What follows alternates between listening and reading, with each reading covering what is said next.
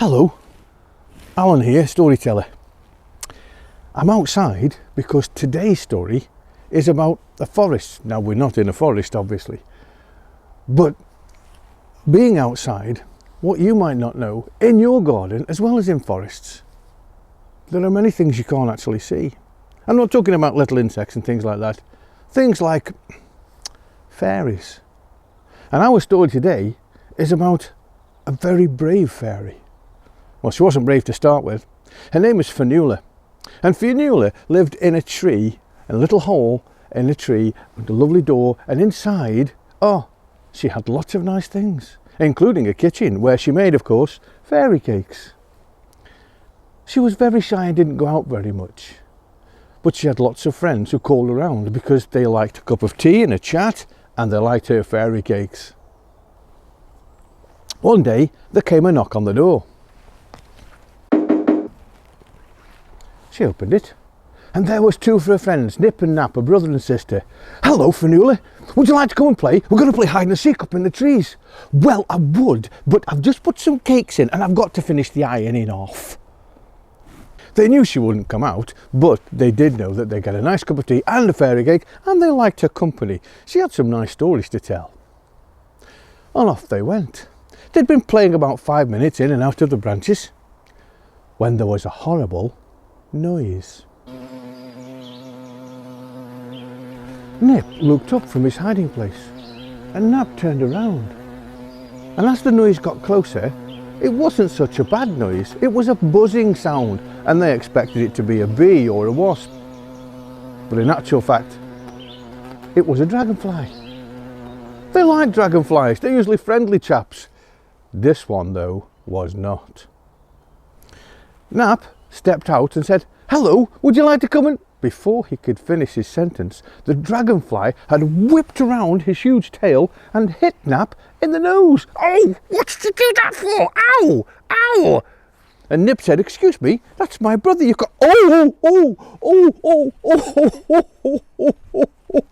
The dragonfly had whipped his tail round and whacked her in the knee. Well, Finula was watching from her little window, and she went, "Oh, what's going on?"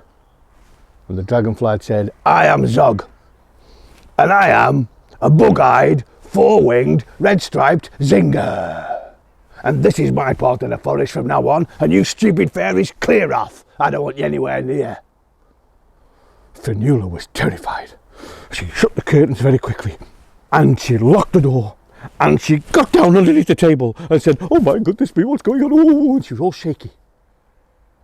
Nip and Nap limped home, holding their nose and their knee respectively.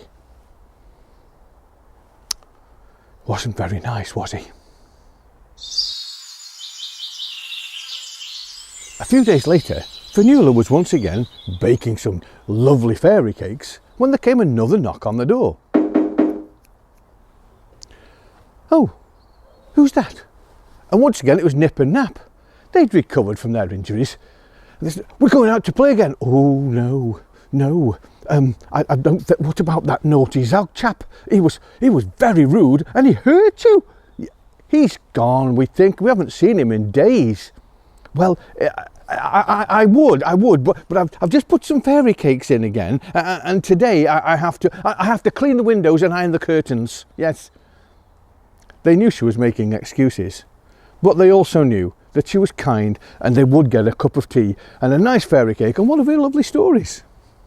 So off they went again, playing in and out of the trees. But once again, the buzzing sound was heard overhead. Even though they were in a different part of the forest, still quite close to Finula's tree, the buzzing got louder. Nap looked around, but he couldn't see anything. And as he turned, he went, "Oof!" as a big dragonfly tail whacked him straight in the belly. "Oh, what did you do that for?" And Nip flew across, and he whipped his big tail around again and whacked her into a tree. Oh, my arm! Oh. And she started to cry. Well, you would, wouldn't you? I've told you, stupid fairies. I am Zog. I'm a bug-eyed, four-winged, red-striped zinger. And this is my part of the forest. From now on, you fairies, go away. You're too stupid to listen. Finula was watching from her little window. And what happened next is something that had never happened before. Finula flew out of her little house. That's right, out. And she hovered over Zog, the bug-eyed, four-winged, red-striped zinger, shaking with temper. Finula had never lost her temper before, and she was shaking and her face was very fierce. Well, you know what happens, don't you?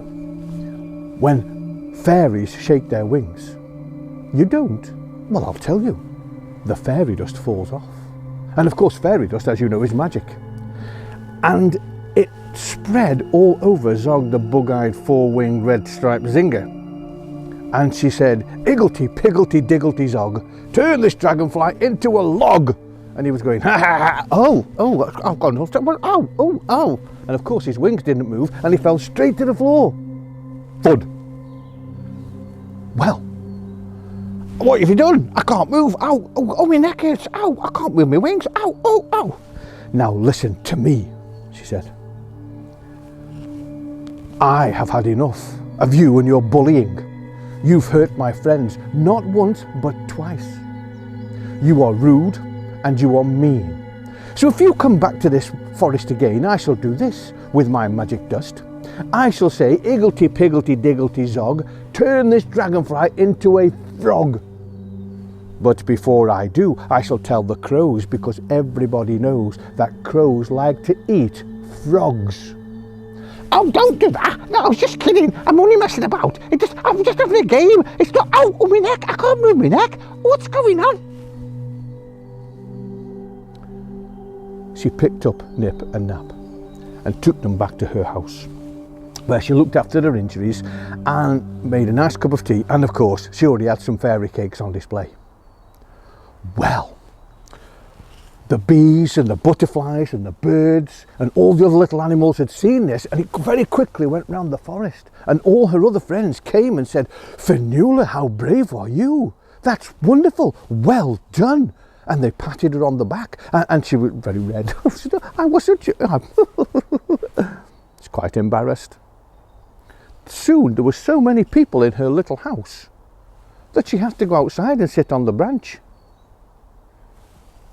About an hour later, the magic wore off, and Zog, the bug-eyed, four-winged, red-striped zinger, flew away, never to return. Blinking fairies. I hate fairies, I do. Oh, they're horrible. They make you hurt me, you know. Oh, my neck still hurts. Oh. Now, Finula realised that she'd been shy for absolutely no reason. And from that day on, she made sure that once a week, she went out to play with her friends. She didn't make any fairy cakes, and the house could be cleaned any time. But she was no longer Finula the Shy. No. Everybody now called her Finula the Fearless. She was quite pleased with it. She never told anybody. Thanks for listening.